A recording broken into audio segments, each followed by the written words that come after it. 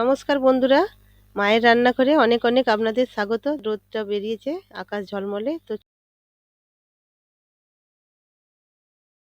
চলুন বন্ধুরা রান্নাঘরে যাওয়া যাক। নমস্কার বন্ধুরা, ফুলকপি দেখতে পাচ্ছেন। আজকে ফুলকপি দিয়ে আমি একটা নতুন রেসিপি বানাবো, একদমই ইউনিক রেসিপি। তো বন্ধুরা প্রথম থেকে শেষ অবধি ভিডিওটা দেখার অনুরোধ রইল।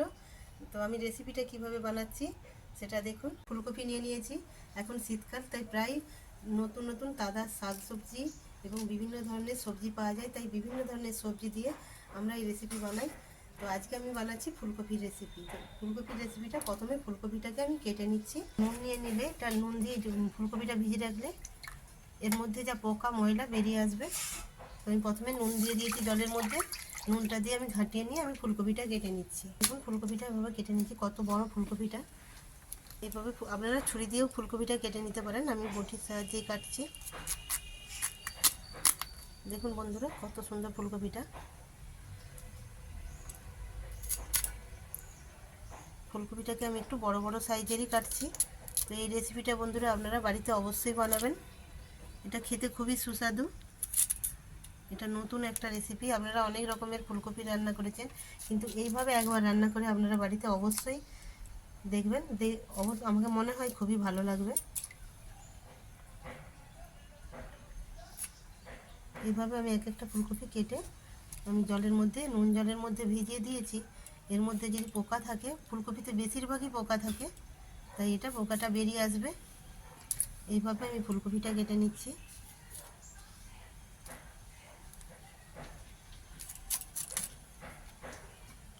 ফুলকপির এবছর প্রচণ্ড দাম। অন্যান্য বছর ফুলকপির এই সময় কম দাম থাকে বন্ধুরা, এবছর আমাদের এখানে প্রচুর দাম ফুলকপি।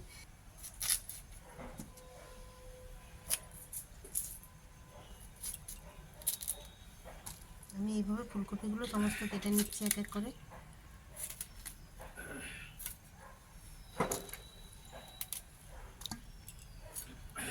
আমার সমস্ত ফুলকপি কাটা হয়ে গেছে। এবার এটাকে আমি জলে মিনিট 5 মতন ভিজিয়ে রাখবো, যদি এর মধ্যে পোকা থাকে পোকাগুলো বেরিয়ে আসবে।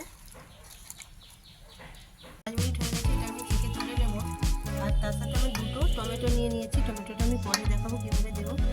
তো আমি এখানে আলুটাকে আমি এইভাবে কেটে নিয়েছি, আলুটাকে আমি এইভাবে লম্বা লম্বা করে কেটে নিয়েছি। আর বন্ধুরা কী কী লাগছে একটু দেখে নিন। আমি এই যে কাজু কিছুটা আমি ভিজিয়ে, 10টার মতন কাজু আমি ভিজিয়ে রেখেছি, কাজুটা আমি বেটে নেব। আর নিয়েছি জিরে গুঁড়ো, ধনে গুঁড়ো, লঙ্কা আর হলুদ, আর একটু কিছু মটর, আর নিয়েছি কাঁচা লঙ্কা, আর পেঁয়াজটা আমি এখানে কুচিয়ে নিয়েছি, আর আদা আর রসুনকে আমি বেটে নিয়েছি। তো চলুন আমি কিভাবে রান্নাটা করছি তাহলে দেখুন। উনানটা ধরিয়ে নিয়েছি, এবার আমি কড়াটা বসিয়ে দেবো।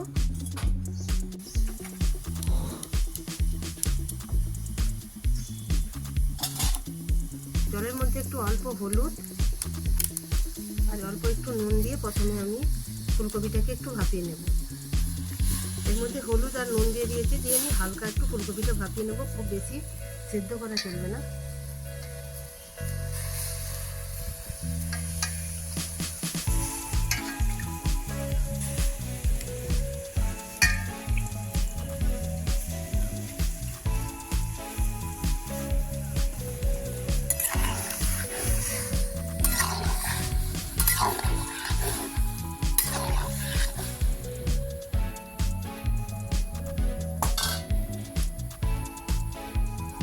ফুলকপিটা আমি হালকা করে ভাপিয়ে নিয়েছি, এবার এটাকে আমি ছেঁকে তুলে নেব। এটা খুব বেশি সেদ্ধ করা চলবে না, সেদ্ধ করলে আরও গলে যাবে রান্নার সময়। এটা হালকা করে আমি একটু ভাপিয়ে তুলে নিচ্ছি।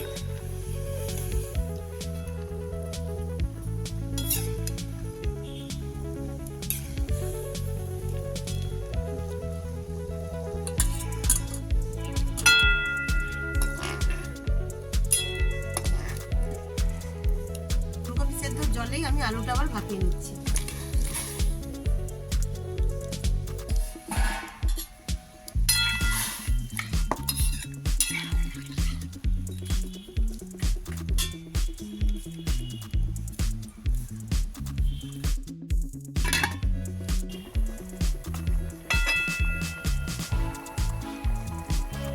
আলুটা ভাপানো হয়ে গেছে, আমি এটাকে ছেঁকে তুলে নেব। এটাও পুরো সেদ্ধ করিনি, অল্প একটু সেদ্ধ করে নিয়েছি। ভেজে তুলে নিয়েছি। আপনারা আলু দিতেও পারেন, নাও দিতে পারেন। এটা আমি আলুটা দিয়ে রান্নাটা করছি। এবার আমি কড়াইতে সাদা তেল দিয়ে দেবো। সাদা তেল দিয়ে আমি ফুলকপিটা ভেজে নেব। আপনারা ছাঁকা তেলও করতে পারেন, আমি এটা অল্প তেল দিয়ে ভাজছি। তেলটা গরম হয়ে গেছে, এবার আমি এর মধ্যে ফুলকপিটা দিয়ে দেবো।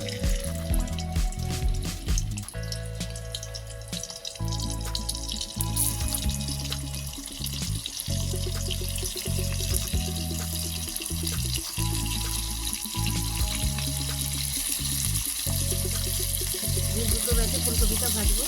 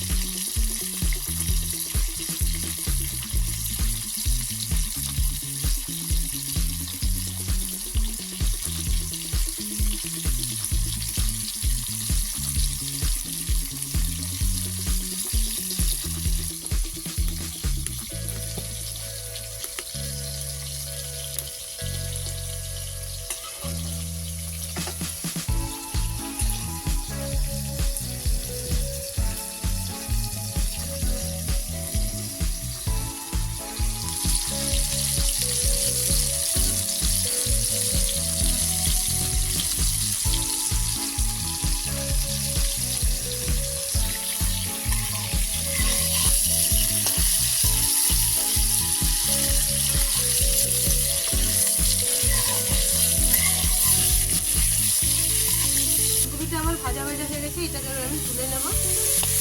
দেখুন এইভাবে লাল লাল করে ভেজে নিয়েছি।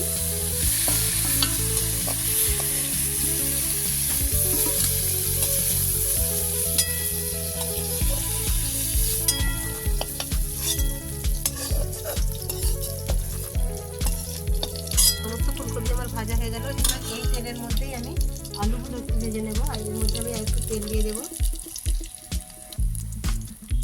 এই তেলের মধ্যেও আমি এবারে আলুগুলোকে ভেজে নেব।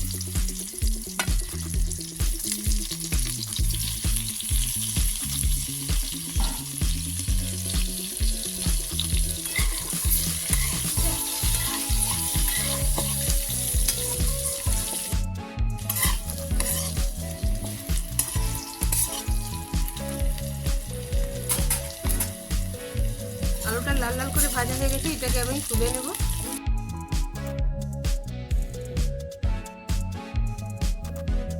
তো বন্ধুরা, তেলটা গরম হয়ে গেছে, আমি ফোড়নে দুটো এলাচ, লবঙ্গ, একটু দারচিনি দিয়ে দিলাম। তো এবারে পেঁয়াজটা দিয়ে দিলাম।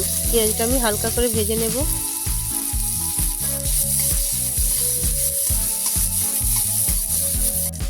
আমি একটা বড় সাইজের টমেটো কেটে রেখেছিলাম, সেটা আমি দিয়ে দিলাম।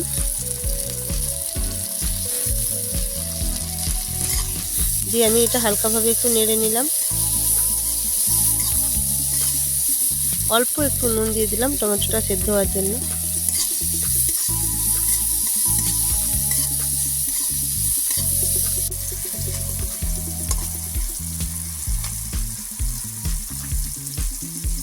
ধনে গুঁড়ো, জিরে গুঁড়ো,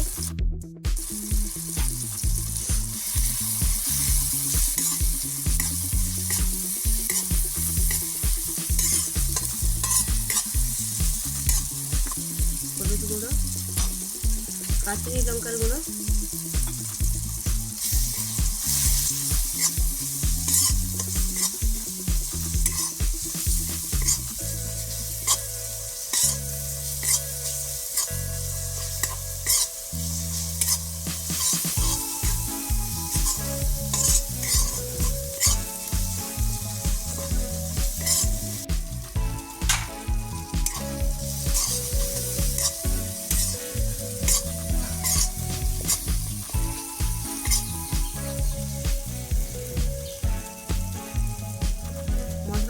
তেল ছেড়ে আসবে তখন সেই আমি যে কাজুটা বেটে রেখেছিলাম কাজুর বাটাটা দিয়ে দেবো।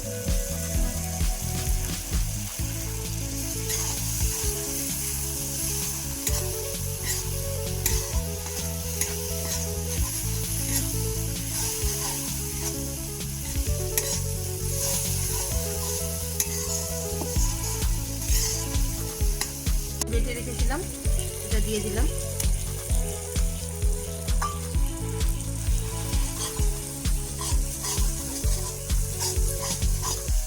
এই রান্নাটা একটু আলাদাভাবে করছি বন্ধুরা। এটা পেঁয়াজ আর রসুনটা বাটা আগে, এটা পরে পেঁয়াজ আর রসুন আর আদা বাটাটা আমি পরে দিয়ে দিলাম।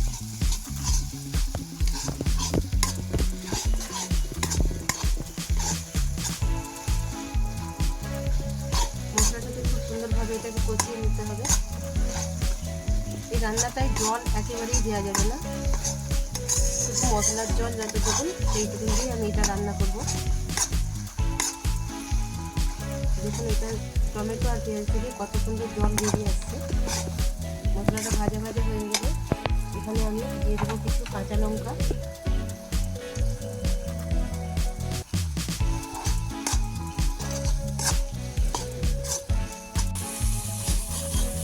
স্বাদের ব্যালেন্সের জন্য আমি অল্প একটু চিনি দিয়ে দিলাম। আমার মশলাটা ভালোভাবে কষানো হয়ে গেছে। এর মধ্যে আমি এবারে ভেজে রাখা ফুলকপি আর আলুটা এর মধ্যে আমি দিয়ে দেবো।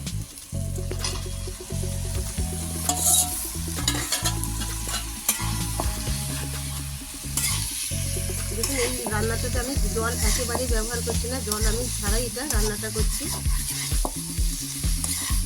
আপনারা বাড়িতে এইভাবে একবার অবশ্যই রান্না করে দেখবেন, দেখবেন রান্নাটা খুবই খেতে সুস্বাদু এবং সুন্দর লাগবে। আপনারা রুটি, ভাত, এমনি বাড়ির তৈরি নান যে কোনো দিয়ে এই রান্নাটা খেয়ে দেখবেন, এটা খুবই ভালো লাগবে।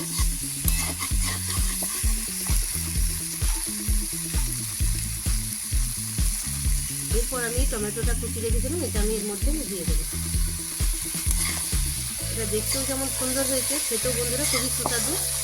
এইভাবে আপনারা বাড়িতে ফুলকপি একবার রান্না করে দেখবেন, দেখে আমাকে বলবেন যে কেমন লেগেছে, কমেন্ট করে অবশ্যই জানাবেন।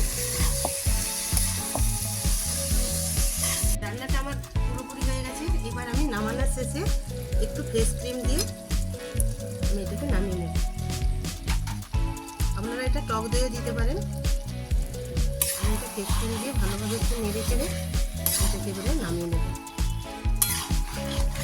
দেখুন এই রান্নাটাতে আমি একেবারেই জল দিইনি, জল ছাড়াই আমি এটা রান্না করেছি। এটা পেঁয়াজ আর টমেটোর যে রাঁধতে রাঁধতে যেটা বেরিয়েছিল রসটা, সেটা দিয়ে এটা রান্না হয়ে গেছে। এবার পুরোপুরি রান্নাটা কমপ্লিট, এটা আমি একটু নামিয়ে নেব। দেখুন রান্নাটা কত সুন্দর হয়েছে।